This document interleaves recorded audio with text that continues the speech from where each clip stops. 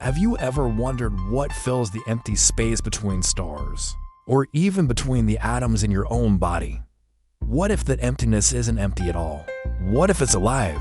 Today, we're diving into one of the most fascinating ideas in history, science, and metaphysics, the concept of a living ether. So, what is the ether? Imagine an invisible, living medium that fills all of space, the very substance between substances.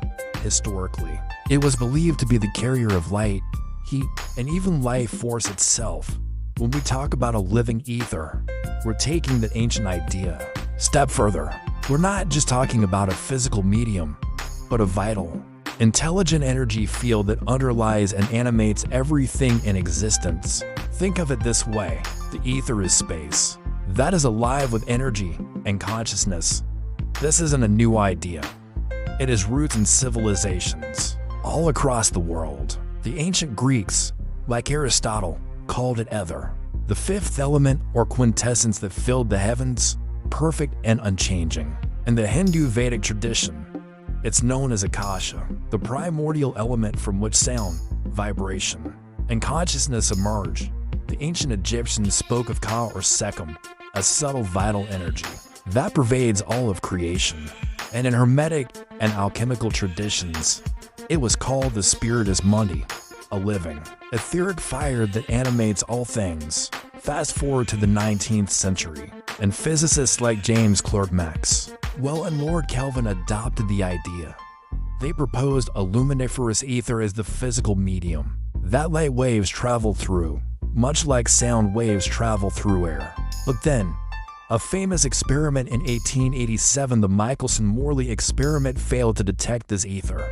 This led to a major shift in physics, with Albert Einstein eventually replacing the ether concept with his theory of spacetime and relativity. But here's where it gets interesting. Even Einstein himself later said, space without ether is unthinkable. What he meant was that fields, like gravity and electromagnetism, are something they're not nothing. In a way, the modern concept of the physical vacuum, teeming with quantum fields, zero-point energy, and virtual particles, shares a lot in common with the old ether idea.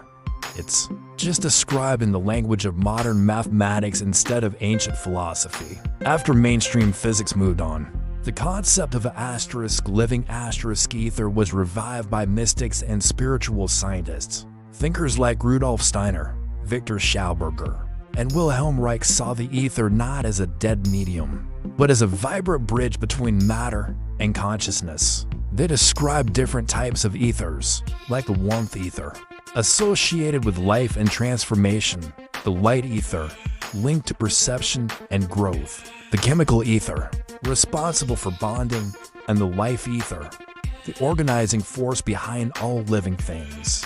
They believe these living ethers shape everything from our biology and consciousness to planetary weather, connecting the visible and invisible worlds.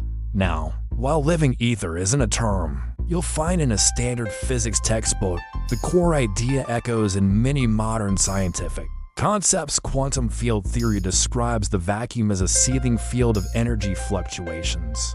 Zero-point energy suggests that even in its lowest state, the vacuum is filled with energy. Plasma cosmology views the universe as an electrically active, interconnected medium.